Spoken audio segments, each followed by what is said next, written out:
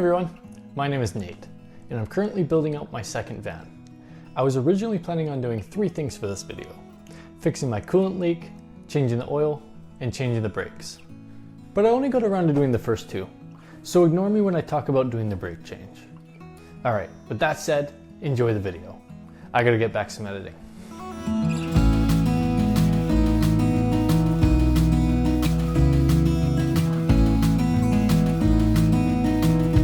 It is a cloudy day here on Vancouver Island, but I do need to get this van up and running because my other van that I showed you guys in the previous video, it's in the shop. It needs a new radiator, unfortunately. And I've got about roughly 5 days to get this one up and running. It's got a bit of a coolant leak, so I'm gonna try and figure out what's wrong with that. Yesterday I fixed one of the leaks. I think there's 2. I'll show you guys what I did yesterday. And we're gonna drive down to Lordco to get some more coolant, fill it up, see if we can spot any more leaks or if I did fix the main one. And if that's true, then great. I'll try and spark it up today and see how it runs. As you can see, this van is in not poor condition, but you can tell it's been left out for quite a while here. You can definitely tell right here, it's pretty nasty, and on the front of this windshield right here. So we're gonna have to clean it up too, but main priority is that coolant leak right now. I'll show you guys what's going on with the van here. The coolant reservoir was full when we parked it, and now it is completely empty. So there is a pretty bad leak where it will drain even if the van isn't even on. Right near the alternator, I found this hose, and it seemed to be, the leak was originating from right here, right down the side. And I noticed that this hose clamp was actually half on, half off. So it was kind of touching the metal. And so I took it off and I reseated it and I cranked it down real tight, and that seemed to stop the leak. And I said earlier that I think that there might be 2 leaks in the van. I was filling up the reservoir and I saw coolant right about here. I think I saw some drip onto this hose. So I'm thinking maybe the seal on this hose has gone bad and maybe the top here, or I have a cracked reservoir, which would be worst case scenario. But all I can do now is get some more coolant, fill up the reservoir, and see if it's leaking anymore or if I can spot the other leaks. Let's go get some coolant.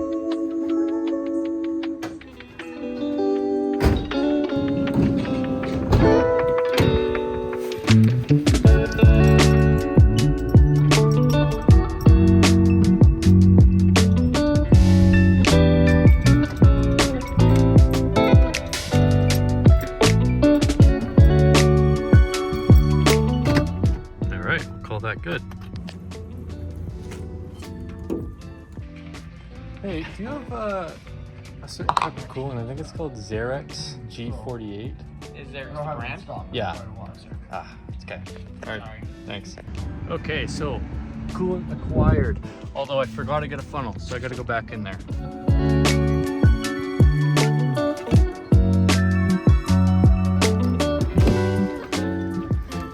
All right, let's get out of here. Hello, Maverick and Ruka. All right, let me show you guys what I've got going on here. A little bit ago, I got gifted a shower pan to get used in a van, but I haven't used it yet, or I don't know if I will yet. But I don't have anything to catch the coolant coming out. So I decided to prop it up with some buckets and with a little pan. It's very little, so I'm gonna have to dump it into one of those 5-gallon buckets there. So we'll see how it works. First thing I'm going to do here is I'm going to fill up the reservoir with just pure distilled water, and that's I want to try and find the second leak, and I don't want to waste coolant doing so. It'll also flush the system and clean it.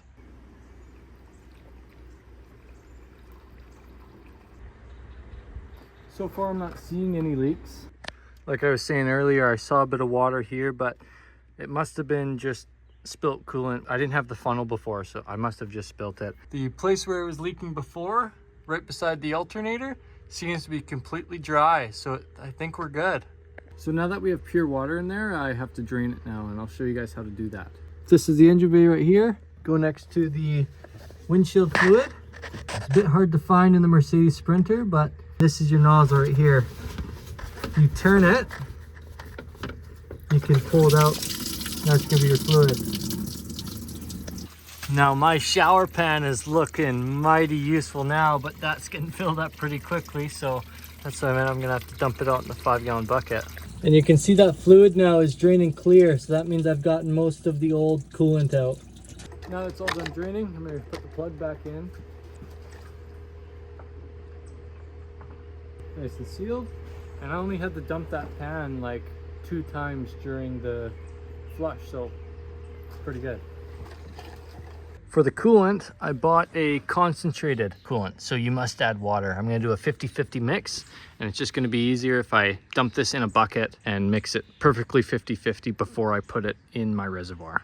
And I know this isn't the specific Mercedes coolant that you're supposed to use, but I called a mechanic shop that specializes in Sprinter vans, and they said anything below 2014, you can basically put any brand in and you'll be fine. This is just going to be temporary. I just have to drive down island, and I just need it to last me 3 hours. That's it.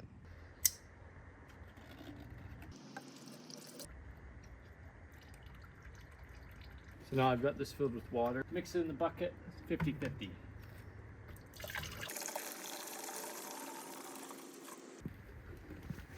And if anyone's curious doing this at home, this is actually my first time as well. But in your owner's manual, on, at least for me, it's page 325, you'll see the recommended coolants to use in your van.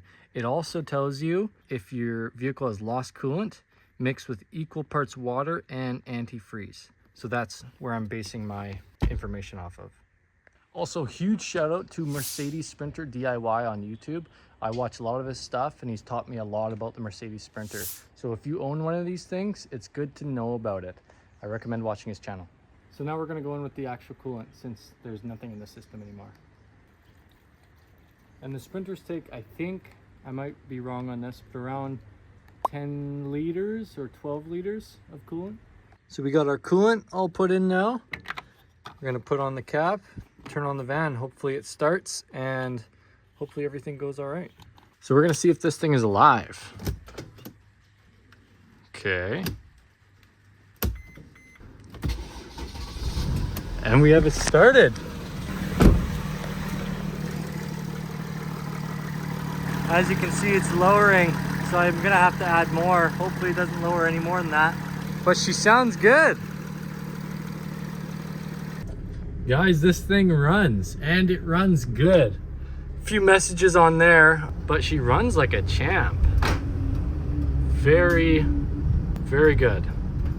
What a successful day though. That was my first ever time doing anything mechanically with an event other than actually building it. I still got a few more days to go before I do drive down island. It is Friday today and I leave on either Tuesday or Monday. Not quite sure just yet, but I will see you there.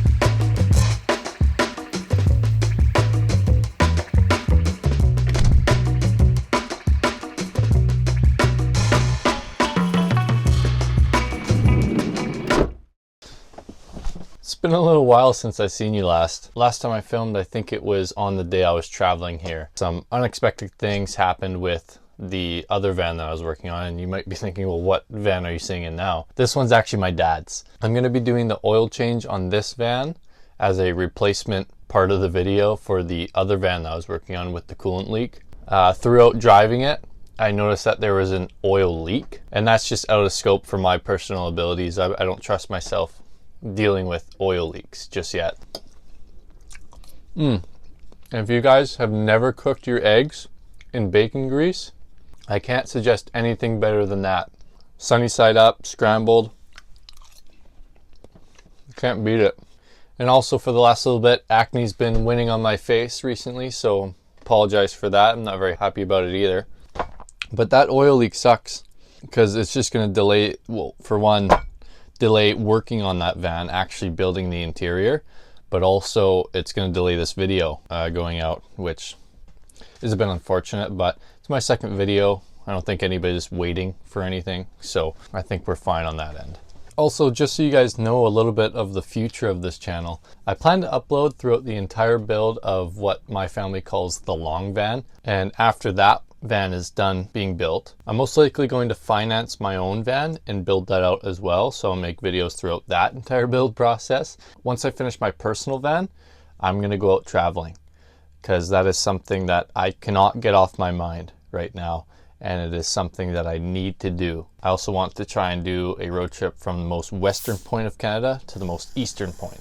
I think that would be an epic road trip, and I want to document the whole thing for you guys. And I just want to go on the record saying, especially on one of my first videos, that going into these videos and van builds, I have two major inspirations, which are Trent the Traveler and Ryan Toomey. So if you see similarities in editing, like features in the van, that's where they're coming from. Breakfast deleted. It's about time to start on that oil change.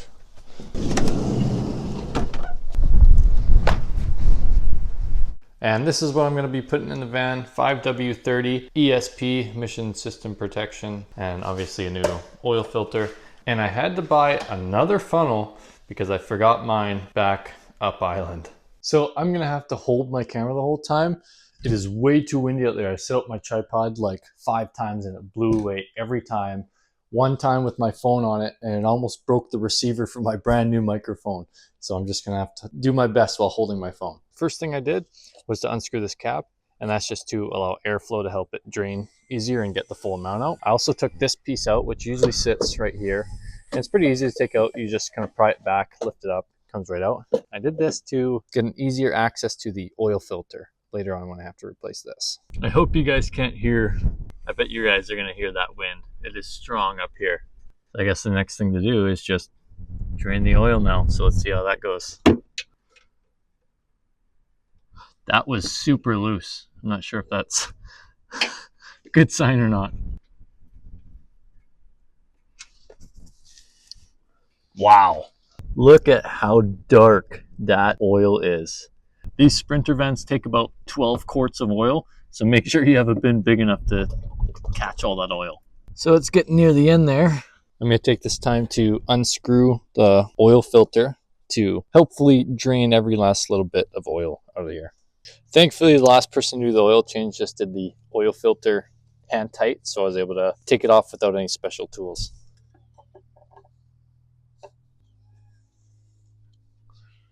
Look at that. That is disgusting. All right, I'm gonna change the filter here now. You can see it's the same one. Might be a different brand, but that's the filter that I got for this 2014 Mercedes Sprinter. There we go. 2 old ones. Yeah, the 2 new ones are here. Came with the filter. Wind's very bad today, as you can see. Make sure to get some old oil on your new O-rings. It's my first time doing this. First time doing any oil change. So I don't want to put too little oil on the O-ring. So I'm just gonna kind of generously coat it and pop that guy into place, just like that. And this doesn't have a top or bottom, and it looks very similar on each side. So I'm just gonna put it in like this and call that good. Brand new filter. I guess I'll have to go this way.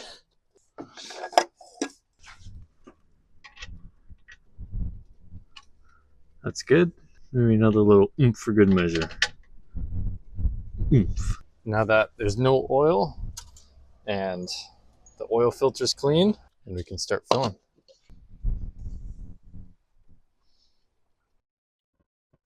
All right, it's 1 jug down.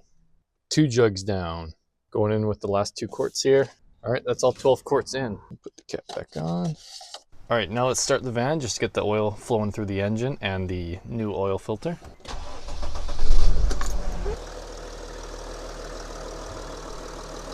Okay, you can shut this off. And now we're gonna check our oil level. Need to add more oil. All right, I just added some more, and there we go. That looks a lot better. All right, I think we'll call that another successful day. And again, that was my first time doing an oil change on any vehicle. I'm pretty proud of myself for doing that. And I'll see you guys whenever, Jesus, this wind is crazy. I'll see you guys whenever I can do the brakes on the other van, which may be a bit. So I'll see you whenever that happens.